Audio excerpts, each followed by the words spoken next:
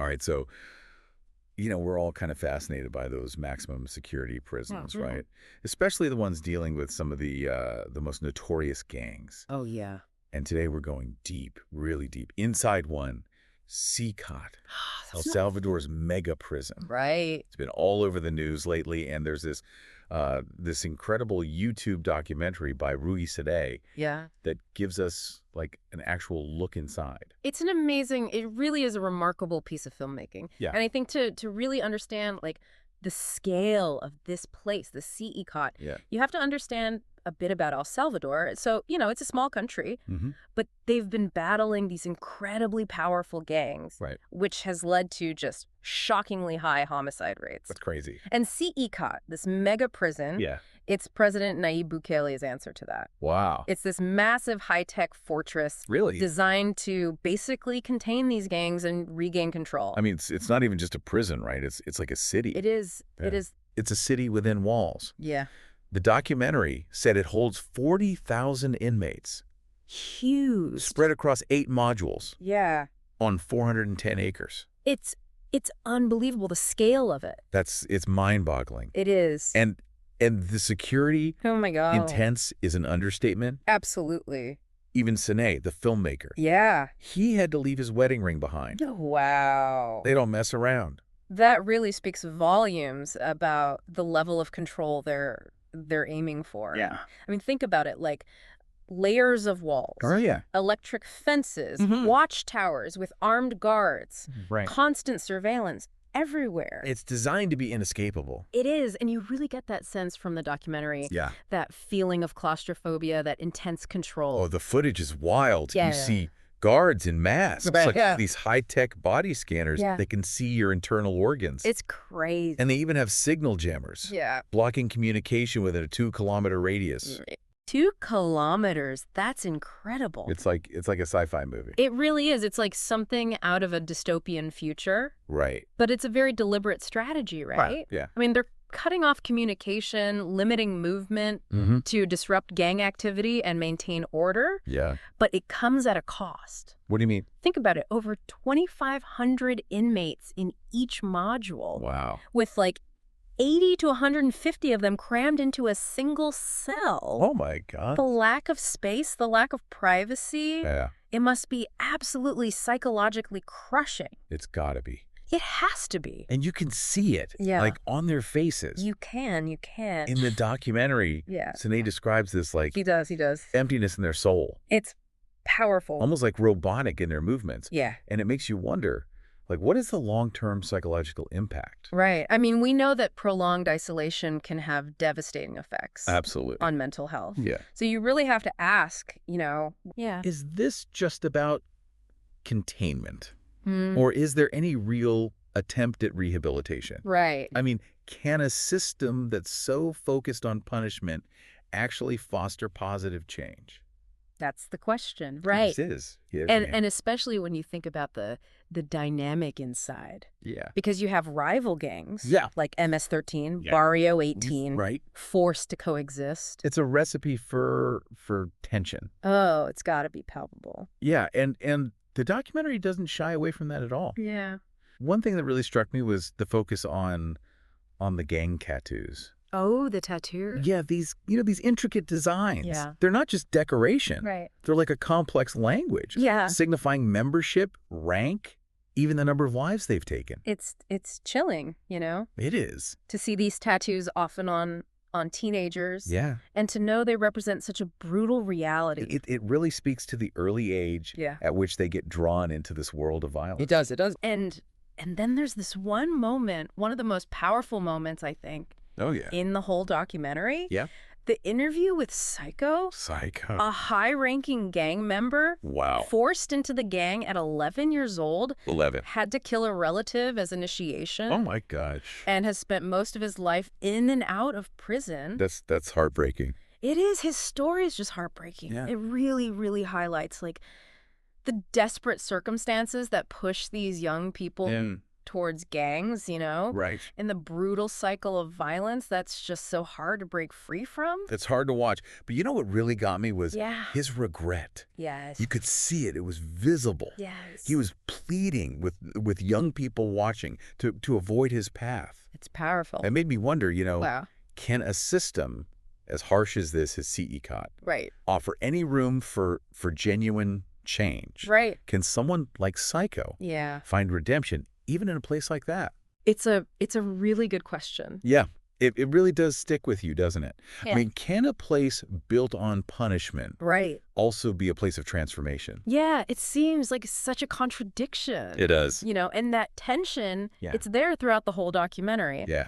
On the one hand, you have these just incredibly harsh conditions, like constant surveillance, isolation cells. But then you have these moments like with Psycho where you see this this glimmer of hope. With hope, Yeah, and it makes you question, can someone who's committed such horrific acts actually change? Yeah. And speaking of those harsh conditions, the documentary showed us those isolation cells, like tiny little concrete boxes with just a single light bulb. And a combined toilet and then sink. It's all... They call it sensory deprivation. Yeah. Holding inmates there for days. Or even weeks. Even weeks at a time. Yeah. It's crazy. It's a powerful reminder of just how much control they have over these people's lives. I remember this one prison official in the documentary said something like, this isolation is necessary for those who once played God with others' lives. It's a chilling statement. It is. It really is. About their approach to punishment. Yeah. It makes you think about, what is the purpose of a place like CECOT? Right. Is it purely about retribution? Or do they actually believe that these individuals can be rehabilitated? Right. And reintegrated back into society? Yeah, the documentary doesn't really give us a clear answer. It doesn't, does it? No, but it forces us to confront these difficult questions. It does. And it also, I think, highlights the broader context of El Salvador's fight against gang violence. Absolutely. Bukele's... their iron fist approach. Yeah, the iron fist approach. Right. And that includes CECOT, right? It led to this significant drop in homicide rates. Yeah. But the question is that just because of the mass incarceration? That's what everyone's debating, right? Right. Because, Bukele's strategy, it's not just the prison. No, it's a whole range of policies. It is. Mass arrests, increased police presence, crackdowns on any suspected gang activity. And it's been really controversial. Oh, absolutely. Some people are really concerned about human rights violations. Yeah, human rights violations. And due process concerns. Exactly. It's tricky, right? It is. Because you have to balance addressing crime with upholding individual rights. That's hard. It is. And while the drop in homicides, it's statistically significant, there are people who argue that it's kind of a superficial fix, that it doesn't get at the real root. The underlying issues. Yeah, the underlying issues that are driving people to gangs in the first place. Yeah, because you can build the most secure prison in the world. You can. But if you're not tackling those root causes, poverty, lack of opportunity, systemic corruption, that cycle of violence. It's going to keep going. It's going to continue. It's like putting a bandage on a wound that needs, surgery. Exactly. And the documentary does touch on this, right? It does. It shows the poverty, the lack of opportunity in so many communities where gangs thrive. And it makes you think about, the long-term consequences. What happens when they get out? Yeah, what happens when these individuals are released from CECOT? Right. Are there support systems in place to help them reintegrate back into society? Right. Or are they just going to be stigmatized? Yeah, making it even harder. To rebuild their lives. Right. These are the questions that we need to be asking. Yeah. And not just in El Salvador. Yeah. But in any country that's dealing with mass incarceration. Yeah. It's easy to focus on that immediate impact. That drop in crime rates. The crime rates drop, But the real challenge is creating lasting change. Exactly. That breaks the cycle. Yeah. And offers people real pathways. To a better life. To a better life, exactly. Yeah. And I think what's clear is that we can't just lock people away and pretend that the problem is solved. No. We have to invest in communities. Absolutely. Address social inequalities. Provide opportunities for education, for employment. I agree. Yeah, it really makes you step back and think about the bigger picture. Yeah. You know, this isn't just El Salvador's problem. Right.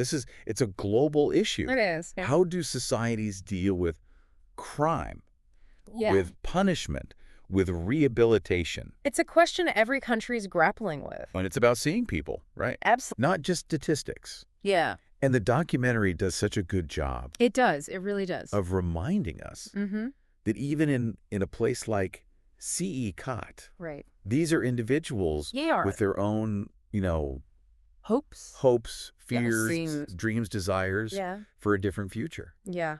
And like Psycho. You know, his story just...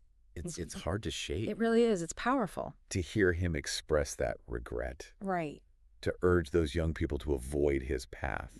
It's pretty incredible. It makes you rethink those assumptions we have about who can change. What redemption can look like, even in a place like that. And what was interesting, despite all the brutality of his past, he seemed to find some peace. He did. In faith. Yeah, he talked about wanting to dedicate his life to God. Yeah. You know, try to atone for his actions. I don't know, it really got me thinking. It's a big question, right? Can genuine faith, even if it's found in a prison, lead to real transformation? Yeah. It's something to ponder, right? Yeah. For our listeners out there. It really is. It is. It makes me wonder, what if alongside the security measures, the isolation cells, there were more robust programs for education, for vocational training. Spiritual guidance. Spiritual guidance, right. Could that create a better environment for change? It's certainly possible, right? I mean, if the goal is to truly stop the violence, then we have to give people the tools to grow, to rehabilitate themselves. It's about more than just punishment, right? It's about recognizing that people can change. That human beings have the capacity to transform. It's about hope. Yeah. Even in the bleakest of circumstances. Yeah, and not just for the individual, but for El Salvador as a whole. For the country. For the future. For a better future. This deep dive into CECOT, I think it's given us all a lot to think about. It has. The effectiveness of these harsh tactics. Yeah. The ethical questions. The need for a more balanced approach to security and rehabilitation. Yeah, we need both. We need both. Absolutely. And I think what it really boils down to is this. Prisons, they can be a deterrent. Sure. But they can't be the only answer. They can't be the only solution. No. We have to address the deeper issues. The root causes. The root causes of violence. Poverty, inequality. It's all of that. Systemic corruption. And that's the challenge we leave with you today. Yeah. Keep learning about this. Keep digging. Keep digging. Keep asking questions. Think about El Salvador's story. Yeah. And think about the role we all play in finding solutions. To injustice, to violence. To injustice, to violence, wherever it exists in the world. Thank you so much for joining us on this deep dive. Yeah, we appreciate you listening. Into CECOT. We hope you learned something. We hope it sparked your curiosity. Yeah. Got you thinking. And keep the conversation going. Absolutely. Yeah, thanks again.